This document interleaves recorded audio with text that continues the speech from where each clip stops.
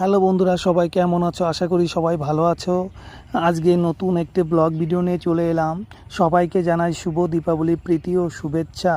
আর আমার তরফ থেকে সকল বন্ধুদের অনেক ভালোবাসা এবং অসংখ্য ধন্যবাদ। কারণ আমি ছুটিতে বাড়ি গেলে একদম ফেসবুকে অ্যাক্টিভ থাকতে পারি না, তবুও তোমরা সবাই এত ভালোবাসা দিয়েছো, সবসময় পাশে থেকেছো।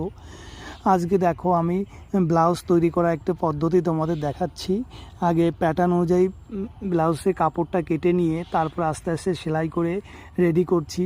আর আগের দিনও একটা আমি ভিডিও পোস্ট করেছিলাম, সবাই অনেক ভালোবাসা দিয়েছে। সবাই যে জানতে চেয়েছো আমি এটা কিভাবে করলাম, তাদের বলি এটা আমি ছোটোবেলায় কাজটা শিখেছিলাম। পড়াশোনা করার সাথে সাথে আমি কাজটা করতাম, তাই অবশ্যই তার জন্য প্রচুর পরিশ্রম করতে হয়েছে। তাই কথাই আছে, পরিশ্রম কখনো বিফলে যায় না।